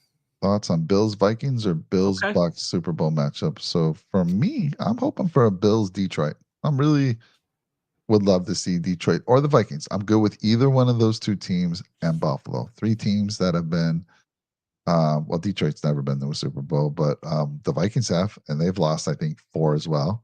They have. Bills have lost four in a row. So let's get one of these teams that have not won, and let's get them their first trophy. Let's let it be the Bills, of course. But those are the three teams I would love to see in the Super Bowl. I would love that too. I think the Bills Vikings has a great storyline to it. Yeah, Both teams losing four Super yeah, Bowls in different fashions, right? But right. I think, obviously one of those teams will have a Super Bowl after that game, which Yeah. is a beautiful thing to see. Hopefully it is the Bills, like I said. But yeah, I'd be good with either or. Same thing, Mike. Medium Brown, I can't see any easy path. These teams, as we were saying, they're all good. Like Yeah. the NFC, whoever comes out of the NFC let's say you do get past the AFC. That NFC team that comes out of there is going to be damn good. Let's say it was Detroit. You saw what happened a few weeks ago against Detroit in Detroit. Um, I wouldn't want. I mean, that's no easy game. I did think like even the Minnesota game. Look, Detroit went on to win that one, but early on in that game, I mean, they failed. The Vikings had the ball in the red zone three different times. They had like what I don't know, something insane 15, 16 plays within the 10 and Yeah, couldn't get it insane. in the end zone. Right. If they score, that's a completely different game. Once they were stopped 3 times, that just changed the momentum for the good, and then it was on. Detroit couldn't be stopped from that point on. But, Right. yeah, so don't count out the Vikings. Man, that was crazy that was for the top seed, but there's so many good teams. I mean, you got the Eagles over there. Hell, Green Bay could come out of that, as well. You never know. Who Yeah, do you that's think? an interesting situation too with Jordan Love being banged up, and then they Yeah. lost Christian Watson for the rest of the postseason. So, I didn't yeah. know that. So who do you see coming out of the NFC? Personally, I feel like the two teams really are Detroit and Minnesota. I know that's kind of a boring take, but from what I've seen, there's not outside of the Lions, there's not a ton of teams that have been able to throw the Vikings off too much, and they've been able to win those close games in the past too this year. So I could see, I could definitely see either one of those two teams. Washington's interesting. I just think maybe they make it out of the first round, but I think after that it's going to be a little too tricky, and they're going to end up losing. Yeah, yeah. I mean, Philly is interesting too to me. It looks like Jalen Hurts, by the way, was practicing with his helmet on, so they're probably encouraged about that. The Eagles have been there, done that, and they have weapons. So that is definitely another possibility. But I think still the two front runners are, by and large, the Vikings and Lions. I will say this: if the Bills are lucky enough, if they were lucky enough to get to the Super Bowl, and they have a chance, but it's not going to be easy. If they got there, I would not want them to play the Eagles. And that would be Yeah, because I would think history's trying to close the chapter. And they want that trivia question to be, oh, what division in the NFC kept the Bills from winning a Super Bowl? It'd be the NFC East. Like yeah, we lost to the Cowboys twice. We lost to the Redskins. And we lost to sorry, they the were the Giants. Redskins back then. No offense to anybody out there. We Yeah, lost to the Giants, and all of a sudden we play the Eagles. We lose to the Eagles, and now we're in the history books. And that's a trivia question forever that I just don't want to hear. So no Eagles, please. No Eagles. agreed. Let's see here. Steelers Ravens game has me twisted. Would you rather play the Ravens at home or the Chiefs in KC? Question from Steve Noble. Wow, that's a good question. That is a very good question. Now, if it does so happen that the Bills win and then the Ravens win, we'll still play them at home anyways in Yes, the I might divisional. have to So have both of these conditions we're here. gonna have to do it anyways. It looks like, Yeah. Steve. So, but that's a good question. I will say we have had success against Lamar in the playoffs. You go back a few years ago when Taron Johnson has that pick six, and Lamar actually got hurt in that game. It was late Outside though. of yeah, he That still was late. played. He still played Yeah. a majority of the game. Outside of this Ravens game from earlier on in the regular season, the Bills have really had their number with Lamar at the helm. So I am confident. Lamar obviously has had a fantastic year, an MVP like season, right? So um not overlooking them by any means. And, obviously one of the biggest weaknesses for the Bills has been the run game. So it is a little terrifying, but I think playing them at home in our house could be a little bit of a different story. So um, I would say playing the Ravens at home here in Buffalo. I mean, you go to Arrowhead, things get a little crazy out there. Yeah, but Steve, if we are to get there and you consider all the top teams win, we are going to have to play the Ravens at home and Yeah. the Chiefs in KC. So both those things could come true. Cody Smith, good to see you. Cody has been a while. We need to get Cody, man. I don't know. We do. I mean, Cody, we need to talk about a deal to get you on the channel more often. Maybe we can work out a contract. We got some money coming back from Blake, Jake's brother. We signed a deal with him, and he owes us some money because he's never showed up. But maybe we can get you on. But Cody says 9 of 13 drive, our 9 of 13 drive back to Texas. If the what's that? AK, what's that? If the Texans year, so go take the whole thing down, y'all. What do you Okay. think he's saying there? What is that? I AK think does year. basically he's saying, that it's not the Texans year It's and it's the not the Bills Texans year. year. I love that, Cody. Love Yes. that, brother. Good to see you out there. And we do need to bring you back on the show. Absolutely. Chad, we have a contract in the works for you too. Don't you I worry. know. Oh yeah. Chad's been asking for a lot of money. Again, these all these guys, they're great and they want to be paid what they're worth. Yeah, So right. he says, He "Can wants I get?" Spags money though. I don't know. I don't know, Chad. That's a lot of money. But we do love you, so maybe we can make something work. Absolutely.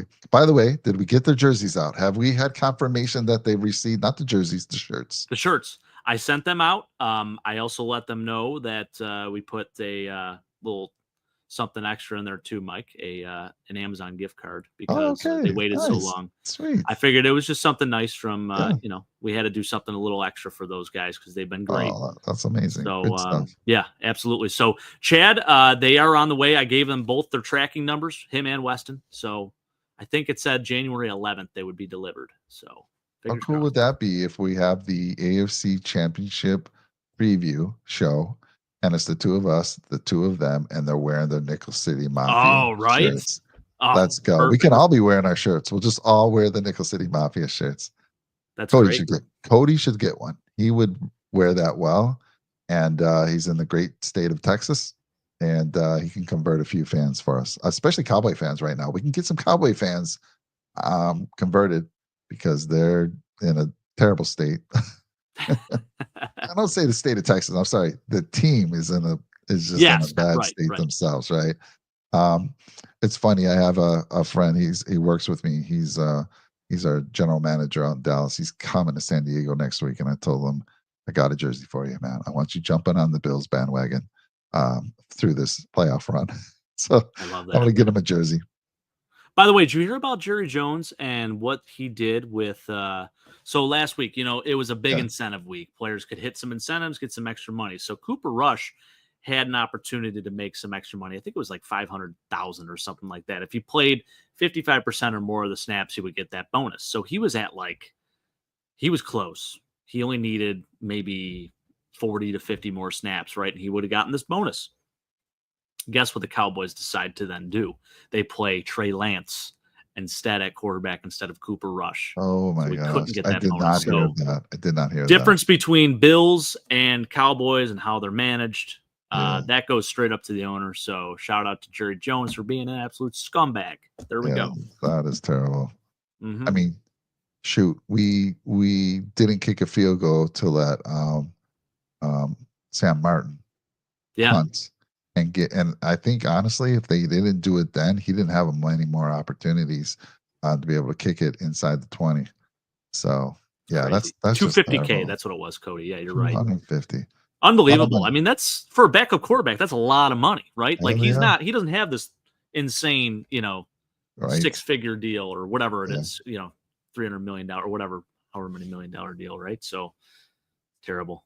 Oh, he wasn't aware. Oh, come on. You're aware. I don't know, man. I don't That guy buy it. he's such a control freak. He's checking the books. Like, who do we got? Who's out there that could have a potential bonus? Right. Oh, okay. Let's set him. Let's get him to 50% and just set him. And I'll pretend I don't know. Yeah. Unbelievable. Weston, good to see you, sir. Weston, dude, you're a little late. Where you at? Chad's been here. He's been supporting us the whole time. And Weston, I don't know what's going on. And he's working. Disappointing, Yeah. Weston. On his lunch break. Chad, we Chad, love that, man. Thank you. Jerry Jones is a clown. Yeah. I'll tell you what, though. I'll tell you what. It's still one of the greatest stadiums there is. Like, it's still a great experience. And nobody has a better cheerleading squad than Dallas Cowboys. So they at least not have wrong that there for them. Yeah. And guess what? I believe, based on a documentary I watched. Yes, I watched the documentary about the Dallas cheerleading squad. They're profitable. They make money for the Cowboys. Oh, nice. Oh, here's a question talking about cheerleaders. I forget how many teams have them. There's still a good number of teams that have cheerleaders. The Bills' new stadium opens in 2026, Jake. Why can't we get some cheerleading squad back? Bring back the Jills, right? Bring back the Jills. Yeah. Come on. I don't know what I will say, though, yeah, it's tough here in Buffalo to be a cheerleader. I give them a lot of credit because shoot, you got to go through, half the season you're probably freezing your keister off. You're out there and it's cold. And that stadium, the wind whips around a little bit, but did you ever get I'm here for it. I know you might have been young. Were they still, when you were a kid, go to any games where the Jills were still there? Yeah. Yep. So I got to see them. And they got they dressed warm. It wasn't like Oh they yeah. were, they wore some nice outfits to keep them warm. But it'd be pretty cool, even if it was just, I don't know, maybe I was gonna say part time, but cheerleaders are part time anyway. But I don't know, it'd be kind of cool. Yeah, I think so too. I think, you bring him back. I'm absolutely here for that. Now, make sure you pay him this time around because there were some Exactly. things going on with Oh that, and yeah. it wasn't great for him. So, yeah, Let's see. Weston saying, yeah, and it's getting crazy here, getting ice and snow. Well, be safe for sure, both of dang. you guys. Let's see here. So I'm gonna have to watch the divisional game at the Chiefs Bar north of the White House. Oh, there you go. That's cool. Yeah. Why did they get rid of the cheerleaders in Buffalo? Yeah, let's tell them that story, so Jake. I think Yeah, it was basically they just were not being compensated enough or very little or even at all. It's in some cases. So it just was really it was unfortunate with how it was all handled. It was actually under Ralph Wilson's ownership that it happened. And I don't know if it's a direct, you know, statement to him how he treated. I don't think he mistreated them personally or anything like that, but just it was a wage issue and they were kind of fed up about it and they disbanded. So no more cheerleaders in Buffalo. yeah. So here's what I have here. By the way, they did so much for the community. These cheerleaders. I mean, it's not just the games. They're out and about. They're visiting hospitals for sick kids. They're doing all kinds of charity events. And they just weren't compensated. But let me give you some. This is right on Wikipedia. I want to because I've heard the story. I just can't remember it. So shortly after the squad's 35 members were selected for the 2014 season, a lawsuit was filed on April 26 by 5 former Jills that alleged the cheerleaders were not paid for hours they worked, and the management then responded 2 days later by suspending operations of Mm, the cheerleading squad. So let's see here. July 3rd, 2014, NFL Commissioner Roger Goodell was subpoenaed to testify in the case after a document presented by the Bills and their defense contained his signature. So anyhow, yeah, Jake kind of nailed it exactly what he said. I was five Jills, 5 cheerleaders, just not getting paid for the hours they're working. Come on, what's wrong with you, Ralph Wilson? terrible. Look, still appreciate Ralph for bringing. It wasn't his first choice. It was not his first choice to bring the Bills to Buffalo, but he did. Stayed here, and they're still here. So big credit to him. But yeah, he did the cheerleaders a little wrong there. Yeah, absolutely. Chad, it's going to be your birthday weekend, huh? So we'll have to definitely celebrate here on the channel. How is it bad to ask? How old are you turning? I'm Is it a big guessing. one or I'm guessing. We've seen Chad on here. I'm saying 28 years old. ooh, 28? I'm I going to think say he's younger. I 29. think he's younger than you, Josh. I see. I called you Josh. Damn it. There he There is. we go. Almost every show. I'm gonna have to start putting money in the pot every time I call you Josh Allen. I love it. Um, we just had the Josh. I was looking at some shorts, Jake, recently, and it was you in your Walmart version of Josh Allen with the Oh yeah, with Andre Reed. yes, That's a classic, dude. it is. It I really love is. that. I love that one. Yeah. And then you telling me about, I think it was when you went to Ohio. Hmm. This was more recently, and you had 2 people in a McDonald's, I think, uh, ask you if you're Josh, a little kid, and then a grown man asked you if you were That's right. Josh Allen, right? How That's cool right. is that? Yeah. Chad, this is not true. Give us the real number. It's not 45. You're nowhere near over 30. Come on. Come on. My Hell birthday, yeah, Mo. All right. January 20th. All right, cool. 32 years old. All Very right. nice. Medium. Let's And he's see. going to be in Buffalo. So he's from Connecticut. He's got family here in Buffalo. It sounds like he's going to be here. So that's So great. he'll be Love it. there on his birthday's the 20th.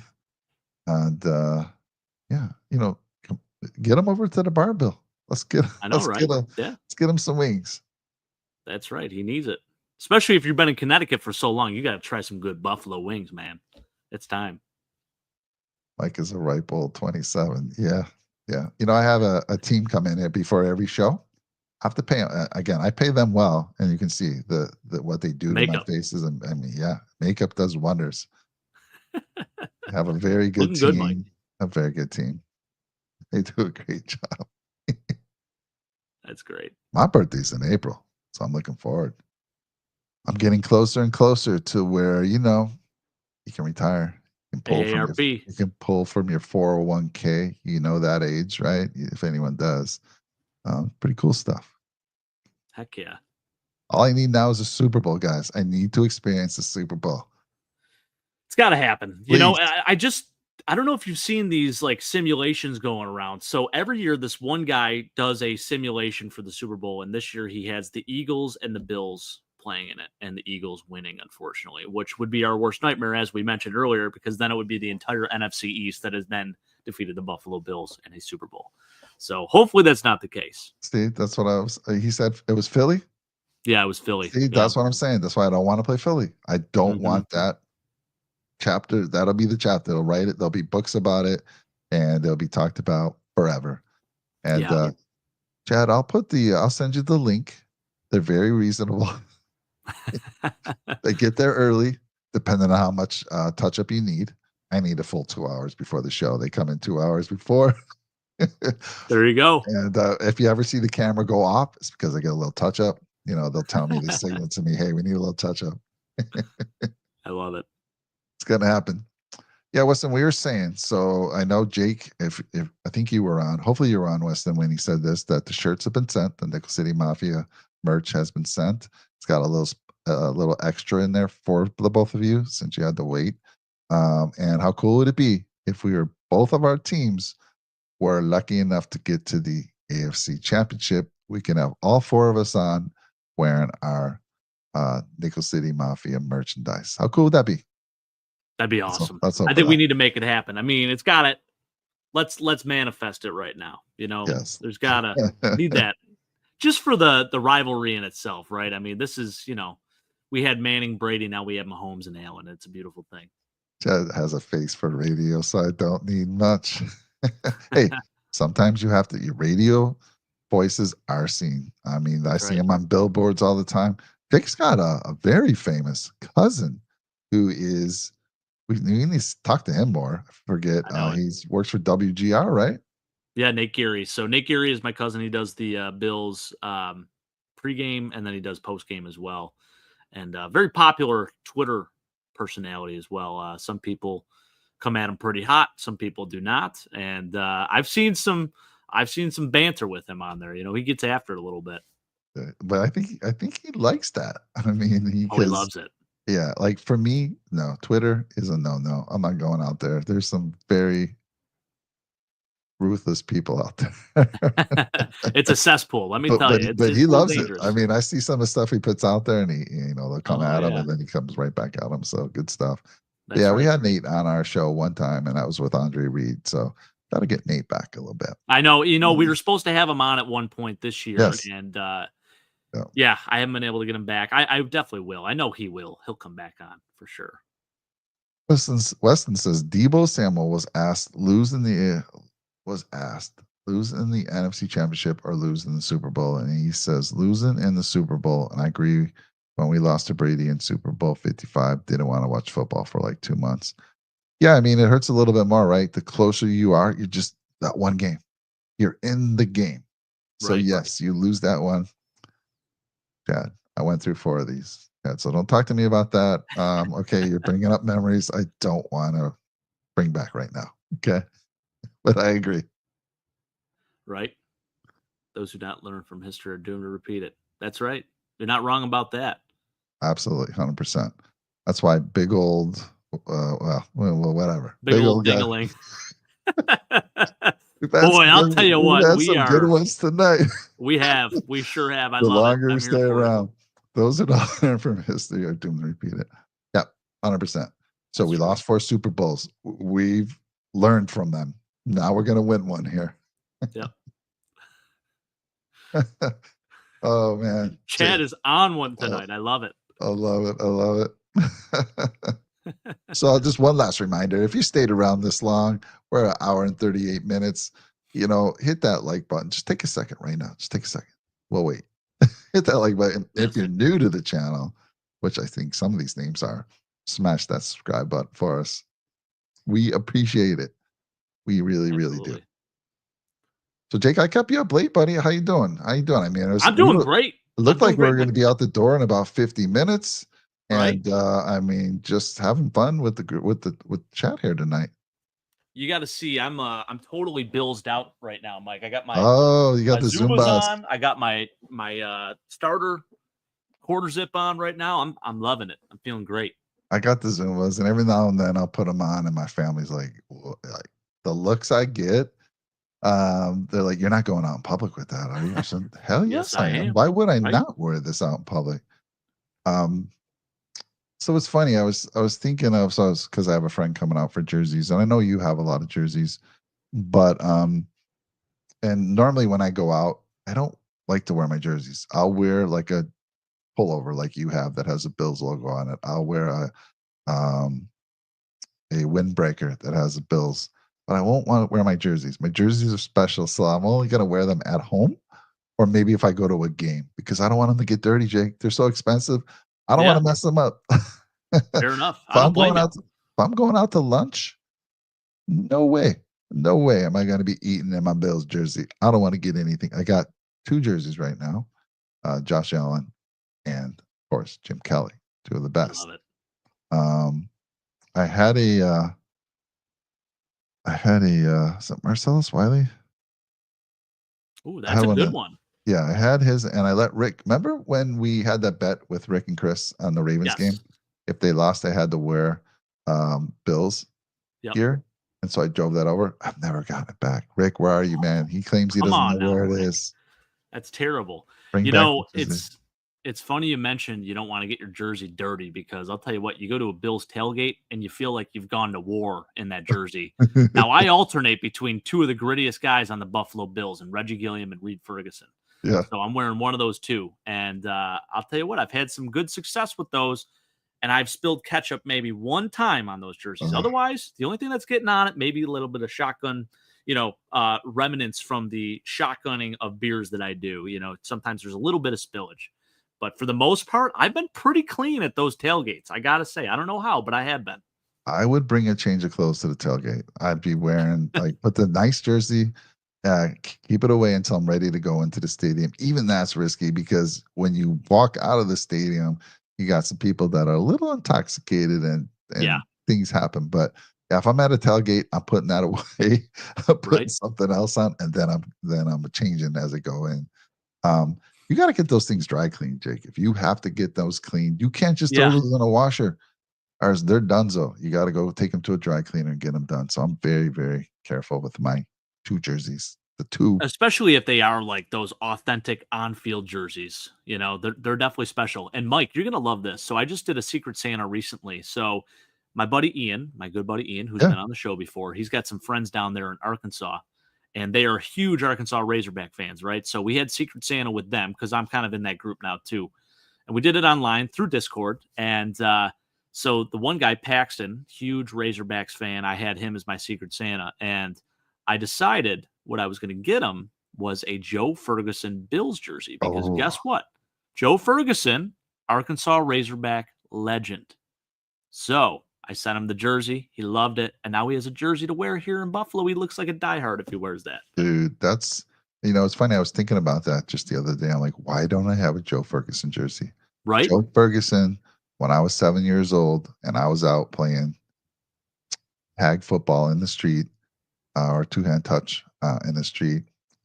When I was quarterbacking, who was I? Joe Joe Ferguson. Ferguson. Did you do that as a kid too? Like you drop back, you're like if you're with your friends, you pick who you are. I'm Oh, Ferguson, yeah. and you're like, I'm Chandler. so, Yep.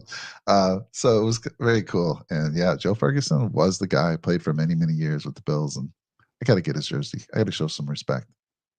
You can find it on eBay. If you look on eBay, they have like the Mitchell and Ness jerseys. Oh And yeah, yeah, I yeah, think this yeah. one was the 75th anniversary Bills jersey. So Oh it was like a okay. 94 jersey, but done as Joe Ferguson. So Cool, cool, yeah. cool. I got to Oh, get yeah. that one. Definitely. Yeah. All right, man. Well, listen, it was fun. I mean, we can keep going. I'm just excited. The game can't get here soon enough for me. You got a Um, score prediction? oh man, I think I've ditched the score predictions. So I'll let you Yeah. throw one out there. I'm superstitious, so I'm not gonna predict it. I saw Big L throw one out there, and what's Big L come in with? Let me see if I go back and find him. It was some. 38-17, maybe something like that. He is never. You know, we always predict some Big Nell has big blowout. never been lower. Never had the Bills score lower than 30. And why would he? I mean, we've averaged 30 points a game, so I get it. Yeah. Do we know what the weather's supposed to be like this Sunday? Cold with some flurries. So right now I can tell you it's 17, but it says it feels like 3 degrees because of the wind chill. And I think it's going to be somewhat similar Sunday, maybe a little bit warmer, maybe in the 20s. But because of that wind chill, it's going to be a little bit lower. Some flurries in the air, but not too bad. I think we're going to get some snow on Saturday, but I don't think we're supposed to get too much snow on Sunday. So, Jake, how's it work for you on game day? I know you're not going. I know you were offered tickets, but your workplace is about 5 minutes. Like it's walking, literally 5 minutes walking from where you work to the stadium, and you guys have like parties over there. Yep. Do you go there every game and do a little bit and then run home? Because you're only like 5 minutes from the stadium in the car. So are you always going back to work on the weekend to help with that? Pre-kids, I was. Now, not so much. I'm here at home and I do my thing here. And last week, though, we did a neighborhood tailgate, which was pretty cool. Oh, so, by the way, I said I would show it on screen, right? Yes, but we have our neighborhood fantasy league. One of our guys in the league, shout out Bill Saley, works for Labatt. Check that trophy out. I did win the league, and that is pretty awesome. It's a belt. It's a Labatt blue belt. Jake, if you're going to show it off, hold it like Steve Austin, one hand, or The Rock. Let's go. You know, you got to hold it up with one. It's pretty awesome. I wore it too, and it fits, which is even better. That's hysterical. I mean, just wear it out like when you're going out with your friends to next time you go for chicken wings, wear that out. Oh, for sure. I mean, the thing is freaking awesome. I mean, it's sponsored by Labatt, which is even cooler. So you got to love it. It's Bill's colors. It's got the Zuba logo right on it. I mean, if that doesn't say Buffalo, I don't know what does. So let me see it again, because you said you're going to have your name etched in it, and you're going to pass it on, sort of like the NHL trophy. Yeah, so I'm thinking we'll probably do it on the back here, is what I'm thinking. Okay. So we'll probably do like little platelets, and put them on there. But those little silver things, you could put initials in that silver thing on the back. Oh, that's a good idea. Or little plates. Yeah, that's actually they look big enough. Yeah. Very cool. Not bad. I like it. But yeah, I had to show it on screen because I'm like, listen, it's a pretty sweet fantasy football prize, right? Yeah. Oh yeah, that is very cool. I have been in some big money leagues and no one's ever had a cool trophy. I mean, seriously, not even a plaque. But damn, I guess you guys gotta. They're like, isn't the money good enough? I'm like, okay, yeah, you're right. Yeah, but you got to have some type of semblance, like, hey, sure, you win the money, but how fast is that money gone? This is like something you can remember forever. Yeah. Bragging rights. All right, buddy. Well, it's late. I'm gonna let you go. And again, we'll see the Ruthless on Saturday. They're threatening to actually do a show for but Brett has to get clearance from his wife. I told him I need a wife note to release you so that you can actually do a podcast. So far, I have yet to get that note. So we'll see. But thank you again for everyone out there. Anyone out there on the channel now, we really appreciate you guys. Chad, Weston, all the regulars, Big Al. Who else did we have in? We had a lot of folks in tonight. 13 seconds. There he is again. Love it. We had Cody Smith. 13 seconds back? 13 seconds is back. Oh, I gotta. 13 seconds, Weston. I need you to go investigate who this person is because it's brilliant. He's got the Andy. I don't know. Maybe it is Andy Reid. Maybe it looks. He's got. Could be. That would be something. Wouldn't that be cool? I mean, we've had Brian Dable come into our chat before, and maybe we got Andy coming in checking out the show. He's heard from Weston that it's a pretty good show. Weston, did you get your? So okay, Jake, I asked you if you'd mailed them. You said yes. You gave them their tracking number. When are they supposed to get the merch, the shirts? So January 11th. January 11th. Damn. The date, yes. You sent it slow roll. I know. You know what? It was actually that was I think the fastest option. Otherwise, there was another faster one, but it was like $50 or something like that. I'm like, listen, I love you guys, but that's why I threw in the gift card in there. I'm like, listen, it's already been this long, But all right, I'm laughing because 13 seconds is getting a little out of control. Out of pocket, man. Out of pocket. I love it.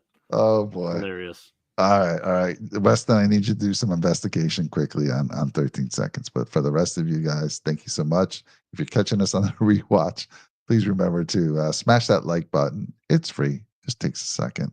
And drop a nickel and then subscribe for us if you're new to the channel. We'll see you soon. Until then, stay safe. Go Go Bills. Bills.